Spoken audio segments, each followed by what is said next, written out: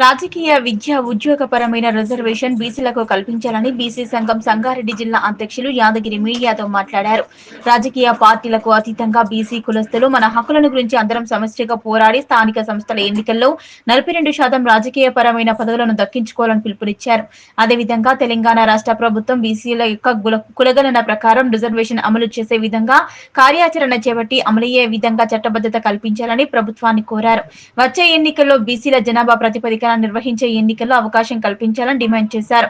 ఈ కార్యక్రమంలో బీసీ నాయకులు రమేష్, బాలు, సంతోష్ తదితరులు పాల్గొన్నారు. రాష్ట్ర ప్రభుత్వంలో మనం చూస్తుంటే స్థానిక సంస్థ ఎన్నికలని చెప్పేసి ఇవ్వడం జరుగుతుంది.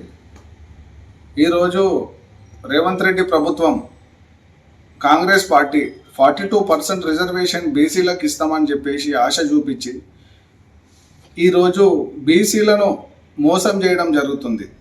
మేము బీసీ సంఘాల తరఫున డిమాండ్ చేసేది ఒకటే, 42% రిజర్వేషన్ రాబోయే ఎన్నికల్లో 42% రిజర్వేషన్ అమలైన తర్వాతనే ఎన్నికలు నిర్వహించాలని చెప్పేసి మేము డిమాండ్ చేస్తూ ఉన్నాం. ఈరోజు అగ్రకులాలు చూస్తుంటే వాళ్ళు ఎంత, వాళ్ళ పర్సంటేజ్ ఎంత, వాళ్ళ పర్సంటేజ్ ప్రకారం మేము వాళ్ళ మీద మా పోరాటం కాదు. మా బీసీలం ఎంత శాతం అవుతున్నామో ఆ బీసీ శాతం యాక్చువల్గా డిక్లేర్ చేస్తే 50% పైనే. బట్ గవర్నమెంట్ తప్పులు లెక్కలు చేసి, తప్పులు సర్వేలు చేసి 42% అనేది రాష్ట్ర ప్రభుత్వం డిక్లేర్ చేసింది.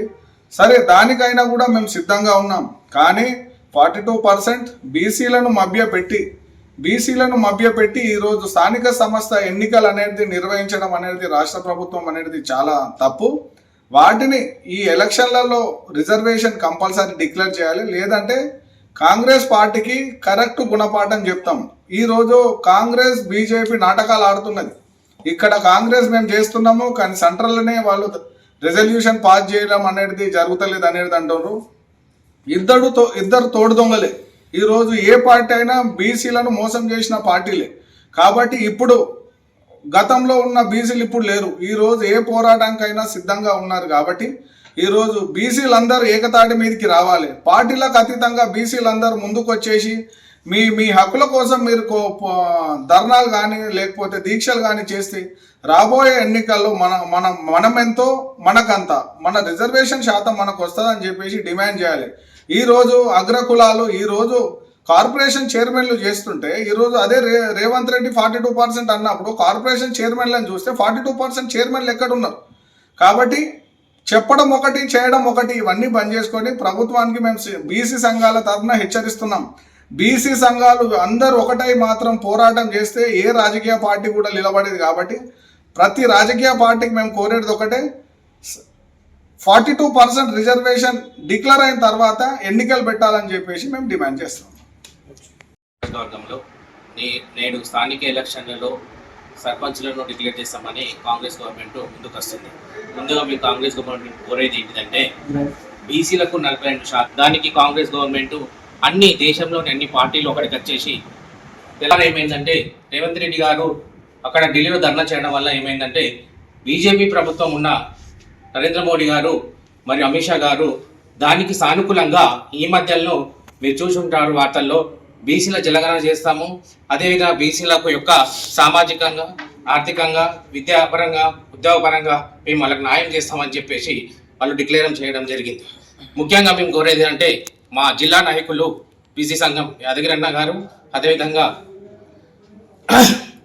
సంగారెడ్డి నియోజకవర్గం అధ్యక్షులు బాలు గారు పాల్గొనడం జరిగింది. ముఖ్యంగా మేము అన్ని పార్టీలకు, ముఖ్యంగా గవర్నమెంట్ ఉన్న కాంగ్రెస్ గవర్నమెంట్కు కోరేది ఒకటే, మీరు అఖిల పక్షంలో ఉన్న బీఆర్ఎస్ పార్టీ కానీ, అదేవిధంగా బీజేపీ పార్టీ కానీ, అదేవిధంగా అన్ని బీసీ సంఘాల నాయకులకు తీసుకొని కేంద్రంలోకి తీసుకెళ్లేసి మీరు బీసీలకు 40% స్థానికంగా రిజర్వేషన్ డిక్లేర్ చేసిన తర్వాతనే మీరు సర్పంచ్ ఎలక్షన్లోకి వెళ్ళాలని మేము వాళ్ళు కోరుతున్నాం.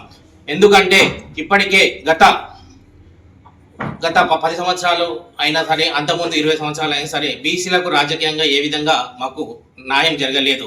అప్పటి ఎన్టీ రామారావు 34% రిజర్వేషన్ పెట్టిన తర్వాత ఇప్పటి వరకు మాకు రిజర్వేషన్ కరెక్ట్ స్థానిక ఎలక్షన్లో మాకు న్యాయం జరగలేదు.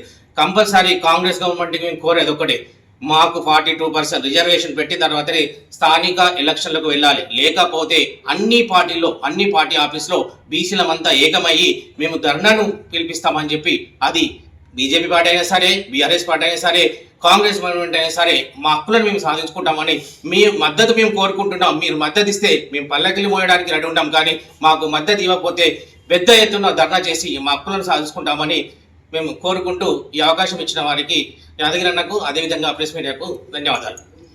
వర్గంలో నేడు స్థానిక ఎలక్షన్లలో సర్పంచ్లను డిక్లేర్ చేస్తామని కాంగ్రెస్ గవర్నమెంట్ ముందుకు వస్తుంది.